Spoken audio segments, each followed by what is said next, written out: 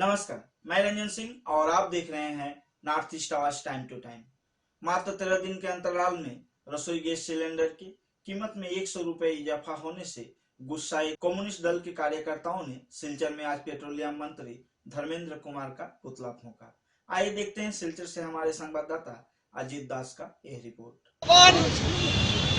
আমরা আজকে সারা ভারতবর্ষের বিভিন্ন জায়গার সাথে এসিসিআই কমিউনিস্ট দলের কাছাড় জেলার কমিটির পক্ষ থেকে কেন্দ্রীয় সরকারের লাগাতার পেট্রোলের মূল্য বৃদ্ধি, গ্যাসের মূল্য বৃদ্ধির প্রতিবাদ আন্দোলন সাব্যস্ত করছি।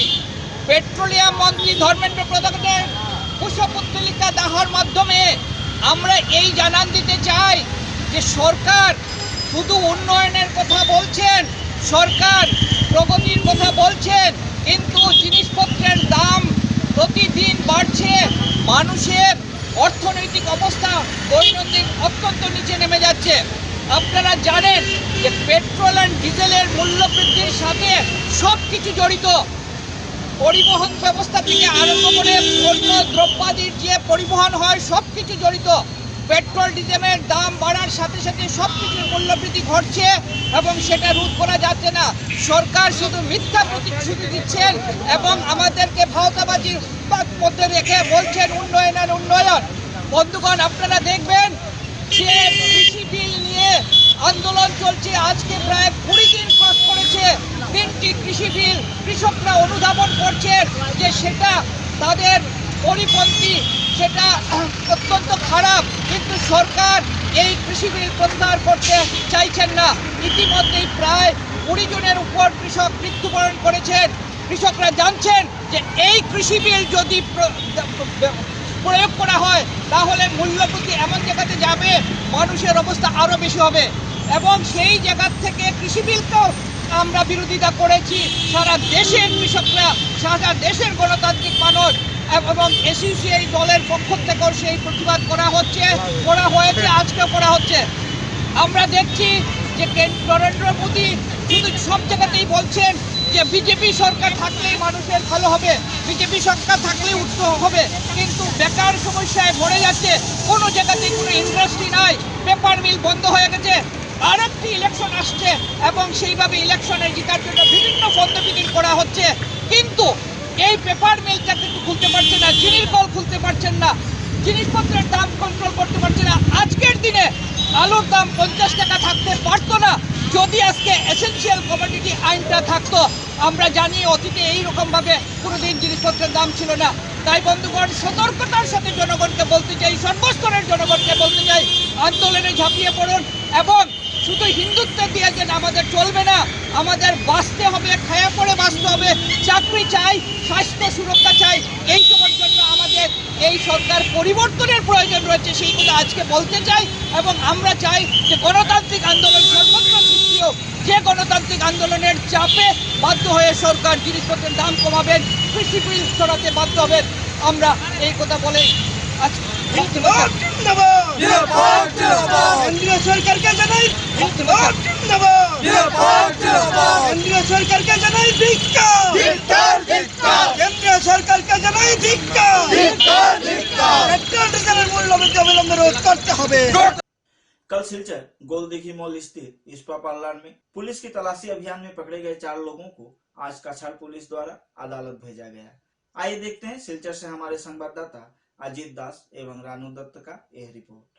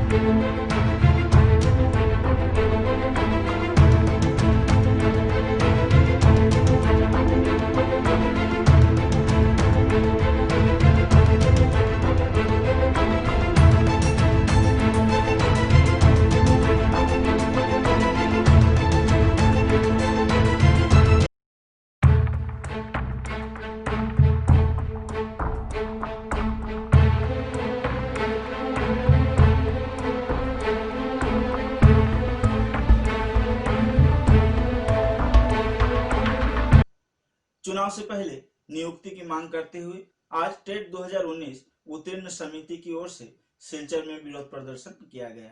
आइए देखते हैं सिलचर से हमारे संवाददाता अजित दास का यह रिपोर्ट। नमस्कार, मैं आसाम 2019 उत्तीर्ण प्रार्थी है কিন্তু আপোনাৰ যোৱা কেইদিন আগতে আপোনাৰ মানে এটা প্ৰডিউচন লিষ্ট ওলাইছিল DW আৰু SSC। এই লিষ্টৰ পৰা আমালোকৰ মানে অলপমান কেণ্ডিডেট বৰাকবেলি মানে লিষ্টত নাম অহা নাই। সেইকাৰণে মই আপোনাৰ গভৰ্ণমেণ্টৰ ওচৰত ৰিকুৱেষ্ট কৰিছোঁ যে আপোনাৰ বিধানসভা নিৰ্বাচনৰ আগতে সকলোকে যাতে নিযুক্তি দিয়ে। এই নিযুক্তিত যাতে সকলোকে যদি আপোনাৰ লাগিলে ষ্টেটখনকে দিয়ক বা SSF পোষ্ট বৃদ্ধি কৰি দিয়ক। আৰু এটা কথা আপোনাৰ বৰাকবেলি ST আৰু ST প্লেন পোষ্টখিনি নাই। যোৱা আপোনাৰ কেইটা এডভাৰটাইজমেণ্টত মই দেখিছোঁ মানে পোষ্টটো ফিল আপ হোৱা নাছিলে। এই কাৰণত মই আপোনাৰ গভৰ্ণমেণ্টৰ ওচৰত মানে মই ৰিকুৱেষ্ট কৰিছোঁ আৰু এটা দাবী জনাইছোঁ যে আপোনাৰ STS আৰু ST প্লেন যিটো পোষ্ট আছে সেইটো আপোনাৰ URলৈ কনভাৰ্ট কৰা হয় যাতে। আৰু এটা কথা আপোনাৰ মানে যোৱা আপোনাৰ যিবিলাক মানে যোৱা আপোনাৰ যিটো এডভাৰটাইজমেণ্ট হৈছিল আপোনাৰ যিমান হৈছে আপোনাৰ এডভাৰটাইজমেণ্ট তাতে আপোনাৰ SC পোষ্ট বৰাকবেলিত নাছিলে। সেইকাৰণে মই আৰু এটা দাবী জনাইছোঁ যে SC পোষ্ট কিছুমান অলপ দিয়ে নেক্সট এডভাৰটাইজমেণ্টত। আৰু আপোনাৰ মানে কিছুমান হিন্দী পোষ্টৰ আপোনাৰ প্ৰবীণ ৰত্ন আছে হিন্দী, তেওঁলোকৰ মানে আপোনাৰ মানে এডভাইচ কৰিব নোৱাৰে, এডভাৰটাইজমেণ্ট লিখা নাছিলে। সেইকাৰণে মই আৰু এটা ৰিকুৱেষ্ট কৰিছোঁ যে এডভাৰটাইজমেণ্ট তেওঁলোকে মানে প্ৰচেষ্টা দিয়ে গভৰ্ণমেণ্ট। সেইকাৰণে মই আপোনাৰ হিমন্ত ছাৰ আৰু মুখ্যমন্ত্ৰীৰ কাছে মই বিনম্ৰ অনুৰোধ কৰিছোঁ যে আমালোক অতি শীঘ্ৰেই আমালোকৰ নিৰ্বাচনৰ আগমুহূৰ্তে সকলোকে যাতে নিযুক্তি দিয়ে সেইটোৱে মই প্ৰাৰ্থনা কৰোঁ। মোৰ আমাৰ মানে দৃঢ় বিশ্বাস আছে যে আমালোকৰ এই দাবীটো মানিব। আমালোকৰ হিমন্ত বিশ্ব শৰ্মা ছাৰৰ ওচৰত আমাৰ দৃঢ় বিশ্বাস আছে যে ছাৰে আমাৰ দাবীটো আমালোকে পূৰণ কৰিব নিৰ্বাচনৰ আগত। সেইটোৱে हम लोग यहाँ पे सब खड़े हैं ताकि हम लोगों को SSC और DEE में हम लोगों को पोस्ट मिल सके। SSC में वैकेंसी का इंक्रीमेंट किया जा सके। जो SC पोस्ट जो वैकेंट है उनको कन्वर्ट करके OBC अनरिजर्व जनरल लोगों को जॉब मिल सके, क्योंकि अभी हम लोगों को भी जॉब चाहिए क्योंकि हम लोग भी टेट क्वालिफाइड स्टूडेंट्स हैं। सो हम लोग जस्ट रिक्वेस्ट कर रहे हैं सर कि प्लीज़ हम लोगों के लिए कुछ कीजिए। संगठन को और शक्तिशाली बनाने की अपील की धोलाई भाजपा नेता शशांक चंद्र पाल। धोलाई विधानसभा क्षेत्र के 175 नंबर विद्यारतनपुर LP स्कूल में आयोजित शक्ति केंद्र की सभा में बोल रहे थे शशांक चंद्र पाल। उस दिन विजय राय के अध्यक्षता में आयोजित सभा में नरसिंहपुर मंडल अध्यक्ष लाल बहादुर कुर्मी, सचिव कमलेश दास, प्रीतिश चंद्र दास, जयंत दत्त ने भी कर्मियों को हौसला अफजाई किए। सरकार गठित হয়েছিল জন্ম থেকে মৃত্যু পর্যন্ত যত যোজনা বর্তমানে চলছে সব যোজনা ভারতীয় জনতা পার্টি সরকারের যোজনা, অটল বিহারী বাজপেয়ীর যোজনা। জন্ম থেকে যদি বলি আমরা ম্যাটারনিটি বেনিফিট, গর্ভবতী মহিলারা হসপিটালে যাওয়ার পর যে ভাতা পেয়ে থাকে, যে টাকা বর্তমানেও পেয়ে থাকে, ভারতীয় জনতা পার্টির অবদান, অটল বিহারী বাজপেয়ীর অবদান। মৃত্যু পর্যন্ত কোন স্বামীর যদি মৃত্যু হয় তার পত্নী তার ওয়াইফে ব্লক বা পঞ্চায়েত থেকে টাকা পান, সরকার থেকে টাকা পান। এইটিও ভারতীয় জনতা পার্টি অটল বিহারী বাজপেয়ী সৃষ্টি করে দিয়েছে। খাদ্যের জন্য BPL কার্ড, অন্তোদয়া কার্ড, এই যে অন্তোদয়া কার্ড দেখবেন প্রতি জিপিতে অন্তোদয়া কার্ড আছে, প্রতি রেশন কার্ডের দোকানে অন্তোদয়া কার্ড আছে।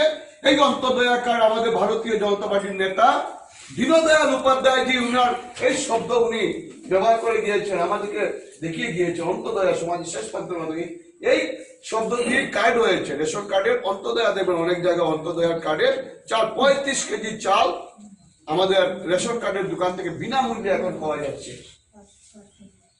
ভারতীয় জনতা পার্টির কাজ সেই সময় থেকে শুরু করে রাস্তার কথা যদি বলি, প্রধানমন্ত্রী সড়ক যোজনা বর্তমানে চলছে, অটল বিহারী বাজপেয়ীর অবদান।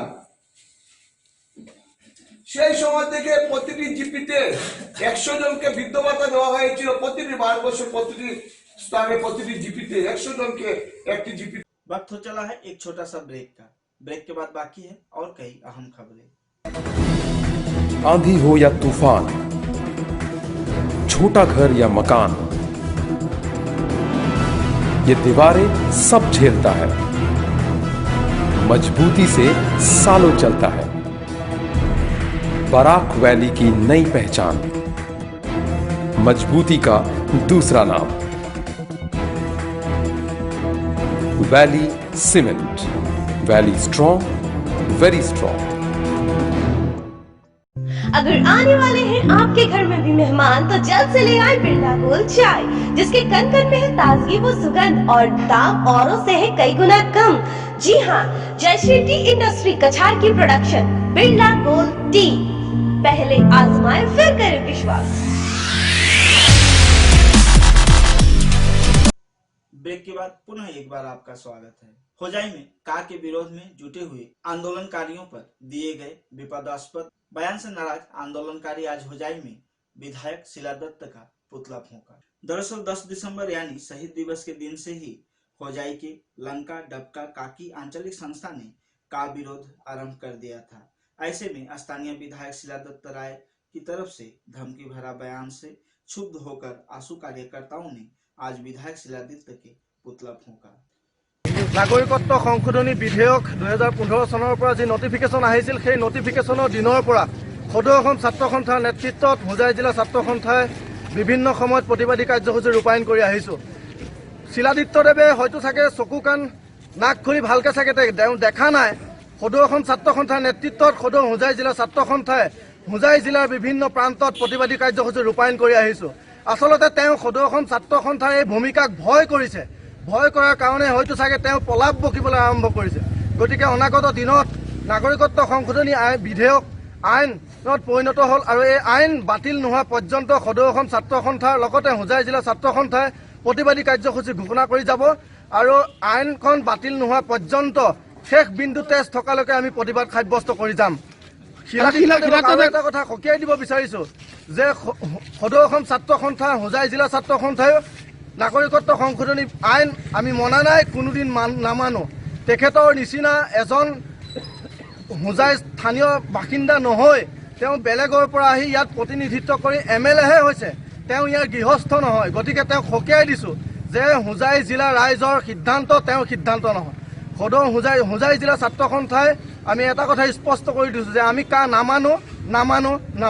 নিজে শুনিছে হোজাইত কা বিৰোধী আন্দোলন হ'ব নিদিওঁ বুলি কৈছে, কি ক'ব এই সম্পৰ্কে? আচলতে তেওঁ এটা কথা ভয় কৰি পেলাই এইটো কথা কৈছে যে পুনৰবাৰ যেনেকৈ যোৱা বছৰ কৰোনাৰ কাৰণে কা আন্দোলনটো স্তব্ধ হৈ গৈছিল, তেনেকৈ এতিয়া পুনৰবাৰ কা আন্দোলন চলিবলৈ লৈছে। আৰু তেখেতে ভয় খাই পেলাই এই কথাটো উত্থাপন কৰিছে যে তেখেতক এটা কথা স্পষ্ট কৰিব বিচাৰিছোঁ যে তেখেতে নিজৰ স্থিতি স্পষ্ট কৰক, যে তেখেতে এজন খিলঞ্জীয়া হিচাপে যদি হয় তেখেতে নিজৰ কা বাতিলৰ ক্ষেত্ৰত তেওঁ নিজৰ স্থিতি স্পষ্ট কৰক। অনাগত দিনত সদৌ হোজাই জিলা ছাত্ৰ সন্থাই হোজাইবাসী খিলঞ্জীয়া ৰাইজৰ সহযোগত আমি তীব্ৰতৰভাৱে তেখেতৰ সমষ্টিত আমি প্ৰতিবাদী কাৰ্যসূচী ৰূপায়ণ কৰিম। তেখেতে নিজৰ চকু কাণ ভালকে খুলি শুনি ল'ব, দেখি ল'ব আৰু চাই ল'ব। नई कृषि कानून विधेयक को लेकर बढ़ती हुई किसानों के आंदोलन के बीच आज देश के प्रधानमंत्री नरेंद्र मोदी ने किसानों के लिए कई अहम बातें बोले। आई सुनते हैं। डेयरी सेक्टर में जिन पशुपालकों को लाभ हो रहा है उसमें से ज्यादातर छोटे किसान ही है। किसी के पास 3 पशु हैं, 4 पशु हैं, किसी के पास 5, किसी के पास 7, और ऐसा करीब करीब पूरे देश में ही है। यहां कच्छ की बन्नी भैंस, ये हमारी बन्नी भैंस तो दुनिया में अपना नाम कमा रही है। कच्छ में तापमान चाहे 45 डिग्री हो या फिर तापमान 0 से नीचे हो, बन्नी भैंस आराम से सब कुछ सहती है और बहुत मौज से रहती है। इसे पानी भी कम चाहिए और चारे के लिए वो दूर दूर तक चल करके जाने में बन्नी की भैंस को कोई दिक्कत नहीं होती। एक दिन में ये भैंस औसतन करीब 15 लीटर दूध देती है और इससे सालाना कमाई 2 से 3 लाख रुपए तक की होती है।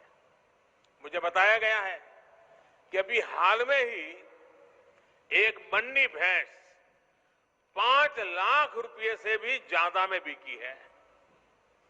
देश के और लोग सुनते होंगे, उनको आश्चर्य होगा, बन्नी की भैंस 5 लाख रुपया, यानी जितने में 2 छोटी कार खरीदे इतने में बन्नी की एक भैंस मिलती है। साथियों, साल 2010 में बन्नी भैंस को राष्ट्रीय मान्यता भी मिली थी। आजादी के बाद भैंस की ये पहली ब्रीड थी जिसे राष्ट्रीय स्तर पर इस तरह की मान्यता मिली। साथियों, बन्नी भैंस के दूध का कारोबार और उसके लिए बनी व्यवस्था यहां कच्छ में बहुत सफल रही है। देश में बाकी जगह पर भी दूध उत्पादक और दूध का व्यवसाय करने वाला प्राइवेट और कोऑपरेटिव सेक्टर दोनों एक दूसरे से जुड़े हैं और एक बेहतरीन सप्लाई चेन उन्होंने खड़ी की है। इसी तरह फल सब्जी से जुड़े व्यवसाय में भी ज्यादातर बाजारों पर सरकारों का सीधा दखल नहीं है। साथियों, ये उदाहरण मैं विस्तार से इसलिए दे रहा हूं क्योंकि आजकल दिल्ली के आसपास किसानों को भ्रमित करने की बड़ी साजिश चल रही है। उन्हें डराया जा रहा है कि नए कृषि सुधारों के बाद किसानों की जमीन पर दूसरे कब्जा कर लेंगे। भाइयों बहनों, मैं आपसे जानता हूं, क्या कोई डेयरी वाला आपसे दूध लेने का कॉन्ट्रैक्ट करता है तो आपकी गाय भैंस ले जाता है क्या? कोई फल सब्जी खरीदने का उद्यम करता है तो क्या आपकी जमीन ले जाता है? क्या आपकी प्रॉपर्टी उठा के ले जाता है क्या? साथियों, हमारे देश में डेयरी उद्योग का योगदान कृषि अर्थव्यवस्था के कुल मूल्य में 25% से भी ज्यादा है। ये योगदान करीब करीब 8 लाख करोड़ रुपए होता है। दूध उत्पादन का कुल मूल्य अनाज और दाल के कुल मूल्य से भी ज्यादा होता है। इस व्यवस्था में पशुपालकों को आजादी मिली हुई है। आज देश पूछ रहा है कि ऐसी ही आजादी अनाज और दाल पैदा करने वाले छोटे और सीमांत किसानों को क्यों नहीं मिलनी चाहिए? साथियों, हाल में हुए कृषि सुधारों की मांग बरसों से की जा रही थी। अनेक किसान संगठन भी पहले ही मांग करते थे कि अनाज को कहीं पर भी बेचने का विकल्प दिया जाए। आज जो लोग विपक्ष में बैठकर किसानों को भ्रमित कर रहे हैं, वो भी अपनी सरकार के समय इन कृषि सुधारों के समर्थन में थे, लेकिन अपनी सरकार के रहते वो निर्णय नहीं ले पाए, किसानों को झूठे दिलासे देते रहे। आज जब देश ने यह ऐतिहासिक कदम उठा लिया तो यही लोग किसानों को भ्रमित करने में जुट गए हैं। मैं अपने किसान भाई बहनों से फिर एक बार कह रहा हूं, बार बार दोहराता हूं कि उनकी हर शंका के समाधान के लिए सरकार 24 घंटे तैयार है। किसानों का हित पहले दिन से हमारी सरकार की सर्वोच्च प्राथमिकताओं में से एक रहा है। खेती पर किसानों का खर्च कम हो, उन्हें नए नए विकल्प मिले, उनकी आय बढ़े, किसानों की मुश्किलें कम हो, इसके लिए हमने निरंतर काम किया है। मुझे विश्वास है हमारी सरकार की ईमानदार नीयत, हमारी सरकार के ईमानदार प्रयास और जिसको करीब करीब पूरे देश ने आशीर्वाद दिए हैं, देश के हर कोने के किसानों ने आशीर्वाद दिए हैं। मुझे विश्वास है कि किसानों के आशीर्वाद की ये ताकत, देश भर के किसानों के आशीर्वाद की ताकत, जो भ्रम फैलाने वाले लोग हैं, जो राजनीति करने पर तुले हुए लोग हैं, जो किसानों के कंधे पर बंदूकें फोड़ रहे हैं,